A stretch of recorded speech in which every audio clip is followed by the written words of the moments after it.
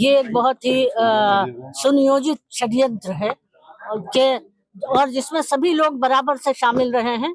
यहाँ तक कि पुलिस प्रशासन, सरकार और मुझे मीडिया से भी शिकायत है कि उन्होंने कभी सच्चाई को सामने लाने की कोशिश नहीं की। जिस मुकदमे में हमें सजा दी गई है उसमें भी हमने कितने सारे एविडेंस मौजूद हैं। यहाँ तक कि मैं गवर्नमेंट सर्वेंट थी, सरकारी नौकर थी, मेरी मैटरनिटी लीव मौजूद है जिसे कि नजरअंदाज किया गया। और इसके अलावा वीडियो एविडेंस भी है, फॉरेंसिक एविडेंस भी है, जिसमें 2 महीने का अब्दुल्ला 1990 में मेरी गोद में है। वो सब कोर्ट में दिखाए गए, मगर कोर्ट ने इन सब चीजों का कोई संज्ञान नहीं लिया।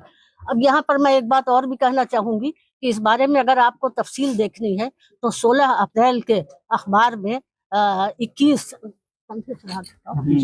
सेवानिवृत्त जो न्यायाधीश है सुप्रीम कोर्ट के और हाई कोर्ट के, उन्होंने चीफ जस्टिस ऑफ इंडिया को एक लेटर लिखा है जिसमें उन्होंने कहा है कि न्यायपालिका को कमजोर करने की कोशिशें की जा रही हैं, न्यायपालिका पर अनुचित दबाव डाला जाता है और जनता का विश्वास न्यायपालिका में कम करने की कोशिश की जा रही है। तो जाहिर है इस तरह के फैसलों से जनता का एतमाद, पब्लिक में जनता का एतमाद जो है वो कम होता है न्यायपालिका में। 7 महीने आप जेल के अंदर रहे, 7 महीने जेल में रहे, किस तरह की परेशानियां जेल के अंदर? जी 7 महीने आप जेल के अंदर रही, उसके बाद किस तरह की परेशानियां जेल के अंदर आई? कोई दिक्कत परेशानी आई? नहीं, मुझे कोई दिक्कत परेशानी नहीं है। 8 महीने जब इंसाफी नहीं मिला तो दिक्कतों का क्या है? कितनी दिक्कतें रास्ते में आए, हम तो लड़ ही रहे हैं।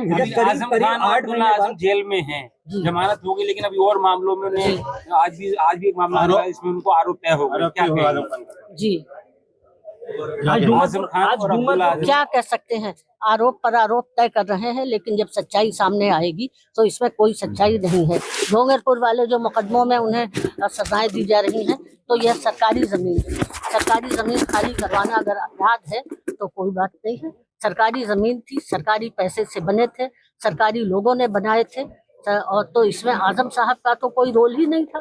2024 के चुनाव को किस रूप में देखती है? इंडिया गठबंधन जो है वो बराबर कह रहा है कि संविधान बदल देगी, सरकार आएगी। तो देखिए, ये एक तरह से संविधान को नुकसान पहुंचाना ही है।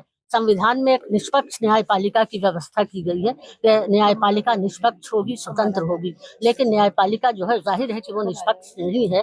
न्यायपालिका पर अनुचित दबाव पड़ रहे हैं, न्यायपालिका दबावों के अधीन काम कर रही है। तो ये एक तरह से संविधान को ही कमजोर कर, न्यायपालिका कमजोर होगी तो हमारा संविधान भी कमजोर।